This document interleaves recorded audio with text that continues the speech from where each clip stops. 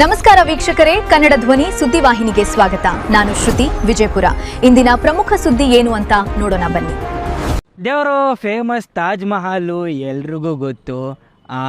ಶಹಜಹಾನು ಈ ಮಹಲ್ನ ನೋಡಿ ಆ ತಾಜ್ ಮಹಲ್ ಕಟ್ಟಿದ್ದು. ಶಹಜಹಾನು ತನ್ನ ಹೆಂಡತಿಗೆ ಪ್ರೀತಿಯಿಂದ ತಾಜ್ ಮಹಲ್ನ ಕಟ್ಟಿದ್ರು.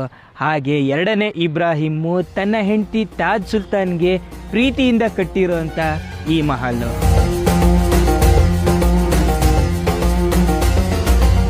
ಆದರೆ ದುರಾದೃಷ್ಟವಶಾತು ಹೆಂಡತಿಗಿಂತ ಗಂಡನೇ ಫಸ್ಟ್ ತೀರ್ಕೊಂಡ್ಬಿಟ್ರು.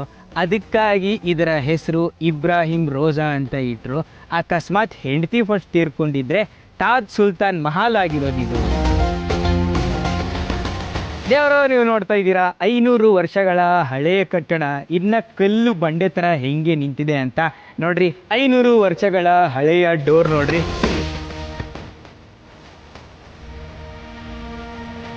ಎರಡು ಡೋರು ಹಾಕ್ಬಿಟ್ರೆ ಎಂಥ ಶತ್ರುಗಳು ಇದನ್ನ ದಾಟಕ್ಕಾಗ್ತಾ ಇರಲಿಲ್ಲ. ಈ ಡೋರ್ ನೋಡಿ ಎಷ್ಟು ಥಿಕ್ನೆಸ್ ಆಗಿದೆ ನೋಡ್ರಿ. 500 ವರ್ಷದ ಹಳೆಯ ಶ್ರೇಷ್ಠ ಕಬ್ಬಣ. ಇವಾಗೆಲ್ಲ ಚೈನ್ ಮಾಡ್ತಾರಲ್ಲ, ಎಲ್ಲ ಮಿಕ್ಸಿಂಗು ಕಲಬೆರಕೆ ಮಾಡ್ತಾರೆ. ಆವಾಗ ನೋಡಿ ಪ್ಯೂರ್ ಕಬ್ಬಣ ಇನ್ನೂ ಹಾಗೆ ಇದೆ ಇದು.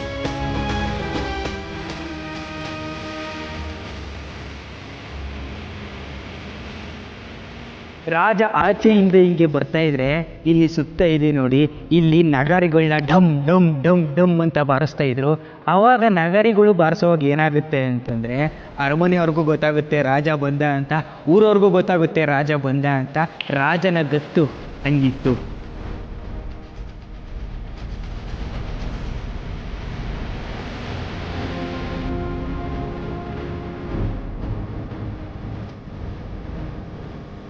ಎರಡನೇ ಇಬ್ರಾಹಿಂ ಆದಿಲ್ ಶಾ ಅವರ ಸಂಪೂರ್ಣ ಫ್ಯಾಮಿಲಿಯ ಸಮಾಧಿ ಈ ಮಹಲಲ್ಲಿದೆ. ಆ ಸಮಾಧಿಯ ಎದುರುಗಡೆನೆ ಇಲ್ಲಿ ದೇವರ ಮಸೀದಿ ಇದೆ.